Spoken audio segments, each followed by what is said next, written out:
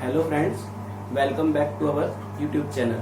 In our previous video, we will discuss about the sole proprietorship. Today we will discuss about the merits and demerits of sole proprietorship. The topic is related to the class 11 business studies. The merits and demerits of the sole proprietorship. There are various merits of sole proprietorship.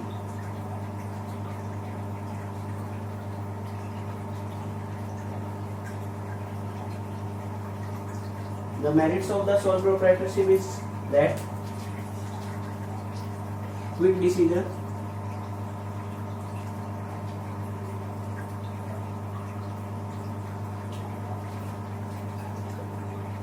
personal control,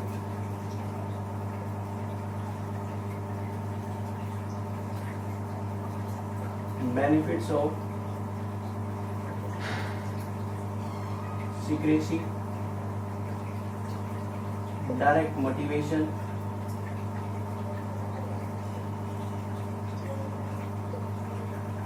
and last one is the easy formation.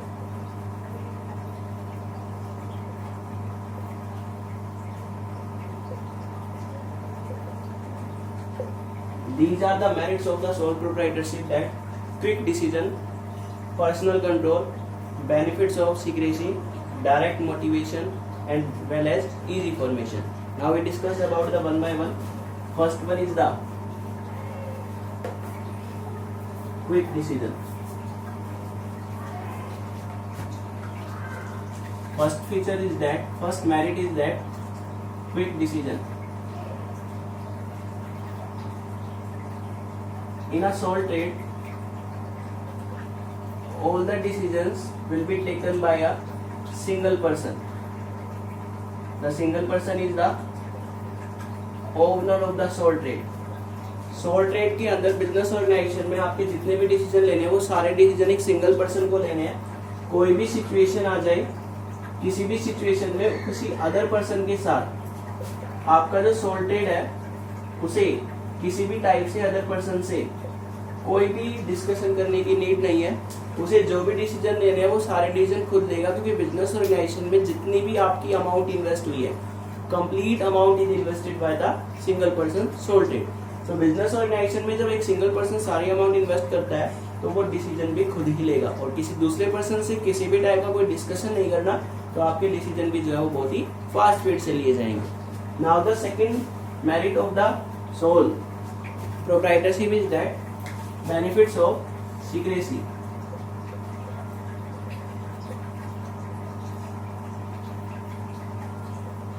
Benefits of secrecy, because in a business organization, in the sole trade, all the complete information is held by the owner. He does not discuss any type of the secrets of the information with anyone. No one कह सकते हो कि आपका जो एक particular person है, owner है, वो बिजनेस ऑर्गेनाइजेशन की जितनी भी इंफॉर्मेशन है वो सारी इंफॉर्मेशन ओनर अपने पास ही रखता है. वो किसी भी टाइप से किसी के साथ उस इंफॉर्मेशन को शेयर नहीं करेगा. और इसका बिजनेस ऑर्गेनाइजेशन को, सोल ट्रेडर को बेनिफिट भी मिलता है. जैसे आपका जो सोल ट्रेडर है, सोलो ओनर है, वो ये चाहता है कि अपने बिजनेस को एक्सपेंड करना है और ये इंफॉर्मेशन सिर्फ एक सिंगल पर्सन के पास ही है, उसकी कोई इंफॉर्मेशन कंपटीटर के पास नहीं है. तो इस केस में जब वो अपना बिजनेस फाइनली एक्सपेंड कर देगा, इसका मतलब जो प्रैक्टिकली डिसाइड कर लेगा, प्रैक्टिकली वर्क कर लेगा, उसके बाद ही आपके कंपटीटर को पता लगेगा कि उसने अपना बिजनेस एक्सपेंड कर लिया. तो benefits of secrecy is a very most important merit of the sole proprietorship. Now the second one के बाद third one is personal control. In a sole trade, every type of the information, every type of the decision is taken by the single person, and all the activities managed by a single person.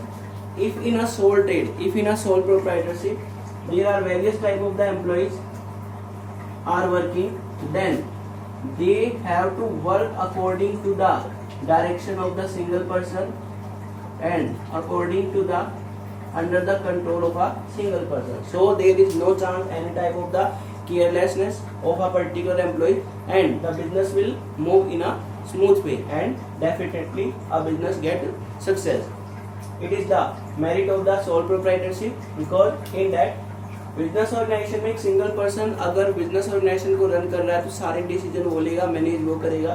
अगर business organisation में employees काम कर रहे हैं तो उनको direction करने का काम ओनर करता है, और वो सारे एम्प्लॉइज उस पर्टिकुलर पर्सन के कंट्रोल में काम करेंगे, तो किसी भी टाइप की कोई भी केयरलेसनेस नहीं होगी और वर्क जो है वो स्मूथली चलेगा। ये आपकी थर्ड मेरिट थी, पर्सनल कंट्रोल।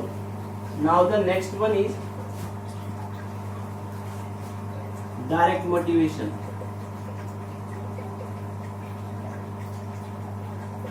सोल प्रोप्राइटरशिप में सोल प्रोप्राइटर को मोटिवेट करने के लिए कोई अदर पर्सन नहीं आएगा कि उसे मोटिवेट किया जाए कि बिजनेस ऑर्गेनाइजेशन में उसे एफिशिएंसी से काम करना है, इफेक्टिव वे में काम करना है।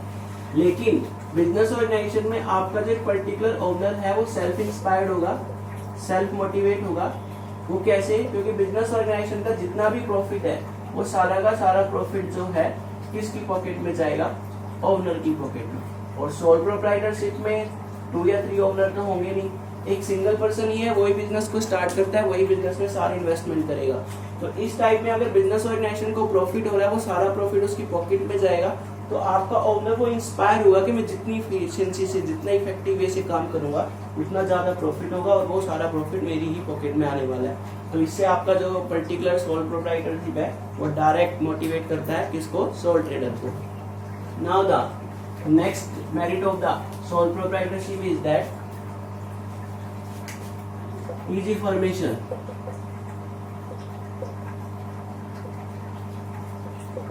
It is a single form of business organization. There is no need of any legal formalities to start a particular business.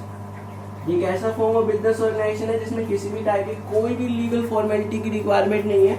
एक सिंगल पर्सन के माइंड में आया कि उसे बिजनेस स्टार्ट करना है, वो बगैर किसी फॉर्मेलिटी के, बगैर किसी लीगल डॉक्यूमेंटेशन के अपना बिजनेस स्टार्ट कर सकता है। दूसरी बात, इसमें किसी भी टाइप का आपके सोल ट्रेड को रजिस्ट्रेशन करवाने की भी नीड नहीं है। आपको अपना सोल ट्रेड रजिस्टर्ड भी नहीं करवाना, किसी भी एक्ट के अकॉर्डिंग आपका जो बिजनेस है वो रजिस्टर्ड नहीं होगा। तो ये एक ऐसी फॉर्म है जिसको हम बिजनेस ऑर्गेनाइजेशन को जब चाहे स्टार्ट कर सकते हैं, वो हमारी विश पर है। अगर फ्यूचर में हमें लगता है कि हमारा बिजनेस जो है हमें प्रॉफिट प्रोवाइड नहीं कर रहा, या फिर हम ये चाहते हैं हम अपना बिजनेस चेंज करना चाह रहे हैं, तो चेंज करने में भी कोई प्रॉब्लम नहीं है, क्योंकि किसी भी टाइप की कोई लीगल फॉर्मेलिटी, किसी भी टाइप का कोई रजिस्ट्रेशन आपका सोल ट्रेड के अंदर नहीं होगा। तो these are all the merits of the sole proprietorship: quick decision, benefits of secrecy, personal control, direct motivation and easy formation. Now we will discuss about the demerits and limitation of the sole proprietorship. Limitations of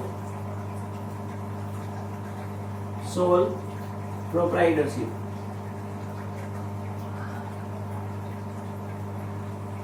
sole proprietorship की आपकी जो limitation है वो है limited resources,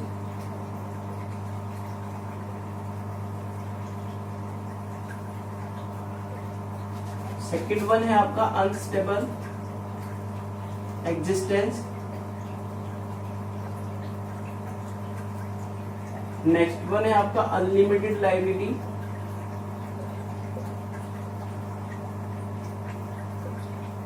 and last one है आपका limited managerial ability.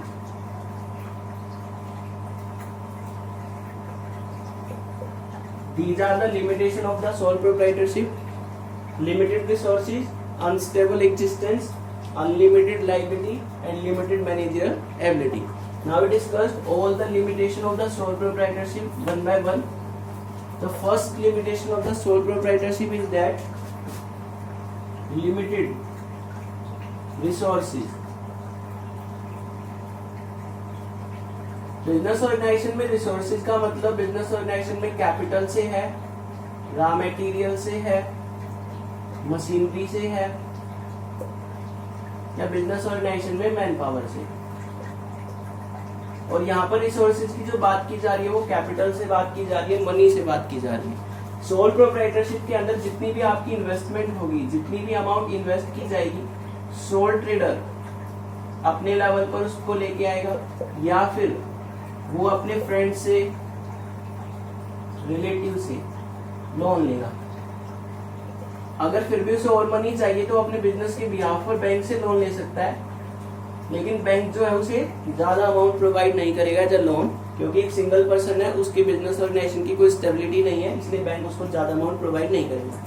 तो आपका सोल ट्रेड एक ऐसी फॉर्म ऑफ बिजनेस ऑर्गेनाइजेशन है जिसमें रिसोर्सेज की कमी रहेगी। वो रिसोर्सेज सिर्फ वो अपने लेवल पर जितनी भी उसकी असेट्स हैं उसके लेवल पर या अपने फ्रेंड रिलेटिव से अरेंज कर सकता है, बट फ्यूचर में उसे वो अमाउंट पे तो करनी ही पड़ेगी।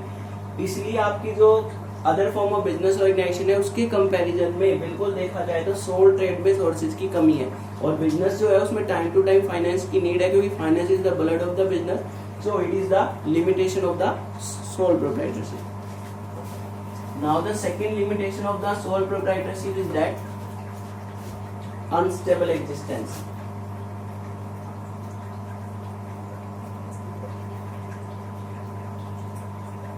ये कह सकते हो लिमिटेड पीरियड ऑफ, ये कह सकते हो limited time, no long time existence.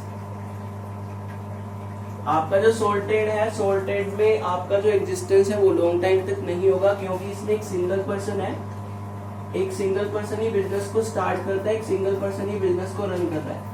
Future हमेशा अनसर्टेन है, पता नहीं कब आपका जो सोल ट्रेडर है वो बीमार पड़ जाए, या उसकी डेथ हो जाए, या वो इंसॉल्वेंट हो जाए। तो कोई भी आपकी सिचुएशन आ जाए, इलनेस के केस में, डेथ के केस में, या इंसॉल्वेंट के केस में, कोई अदर पर्सन नहीं है जो सोल ट्रेड को रन कर पाएगा। तो एक ऐसी फॉर्म बिजनेस ऑर्गेनाइजेशन की जिसमें एक पर्टिकुलर पर्सन की डेथ होने के केस में, या एक पर्टिकुलर पर्सन की इंसॉल्वेंट होने के केस में, या फिर वो पर्टिकुलर पर्सन जो है वो बीमार हो जाए, उस वजह से उसे बिजनेस से एब्सेंट रहना पड़ेगा, अपना बिजनेस क्लोज करना पड़ेगा, जिससे आपका बिजनेस जो है वो लॉन्ग टाइम तक रन नहीं हो पाएगा, क्योंकि आपके जो कस्टमर है वो आपके कंपटीटर के पास शिफ्ट हो जाएंगे, और हमारा जो बिजनेस है वो एग्जिस्ट नहीं हो पाएगा, क्योंकि कोई भी बिजनेस है विदाउट प्रॉफिट कभी भी लंबे टाइम तक सर्वाइव नहीं कर सकता।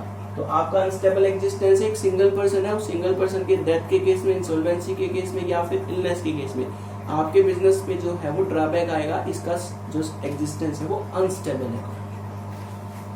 Now the third limitation of the sole proprietorship is that unlimited liability. It is also the feature of the sole proprietorship that there is the liability of the owner is the unlimited. The owner is the person who invests in a business organization the capital. If there in a business organization huge amount of the loss, as well as there is a situation of the various risks arise in a business organization, then the asset of the particular owner means that the domestic asset of the owner is utilized. Not only the domestic asset but also the owner is declared as the insolvent, bankrupt. तो आपके जो particular business है sole trade, इसमें आपके owner की liability unlimited रहेगी। उसने जितनी भी अमाउंट इन्वेस्ट की है सिर्फ उतनी ही अमाउंट तक वो लायबल नहीं है। बिजनेस में जितने भी आपका लॉस होगा, थर्ड पार्टी जितनी भी आपकी क्रेडिटर्स है, बैंक है जिनसे आपने लोन लिया है, अगर आपकी बिजनेस ऑर्गेनाइजेशन की असेट से वो लॉस कवर नहीं हो रहा तो आपकी जो थर्ड पार्टी है वो सोल ट्रेडर की जो पर्सनल असेट है, डोमेस्टिक असेट है, उसकी प्रॉपर्टी है, हाउस है, घर है, जो है उसको यूज कर सकता है, जिससे वो आपका बैंकरप्ट भी हो सकता है बिजनेस ऑर्गेनाइजेशन के साथ साथ वो भी आपका जो है वो इंसॉल्वेंट हो जाएगा। तो ये अनलिमिटेड लायबिलिटी है कि सोल प्रोप्राइटरशिप सोल ट्रेड के अंदर आपका जो ओनर है उसकी लायबिलिटी हमेशा अनलिमिटेड ही रहेगी, उसकी लायबिलिटी कभी भी उसकी इन्वेस्टेड अमाउंट तक लिमिटेड नहीं है। The last limitation of the sole proprietorship is that limited managerial ability. जो भी आपका बिजनेस है सोल ट्रेड है, सोल ट्रेड को रन करने का काम कौन करता है? सोल ट्रेडर करेगा। एक सिंगल पर्सन है, बिजनेस ऑर्गेनाइजेशन में कोई भी डिसीजन लेने हैं वो सारे डिसीजन एक सिंगल पर्सन को लेने हैं, वो डिसीजन क्विक होंगे, लेकिन वो जरूरी नहीं है कि जो हम डिसीजन ले रहे हैं वो डिसीजन हमारे इफेक्टिव हो, या उनको इम्प्लीमेंट करने से बिजनेस ऑर्गेनाइजेशन की एफिशिएंसी इंक्रीज हो सकता है एक सिंगल पर्सन किसी पर्टिकुलर फील्ड के अंदर एक्सपर्ट हो, पर्टिकुलर फील्ड में, लेकिन एक सिंगल पर्सन जरूरी नहीं है कि all the particular field in a business organisation he will be expert. No one will be expert in all the field of the business organization. There are various field, various type of the activity like the purchase, sale, marketing, finance, production.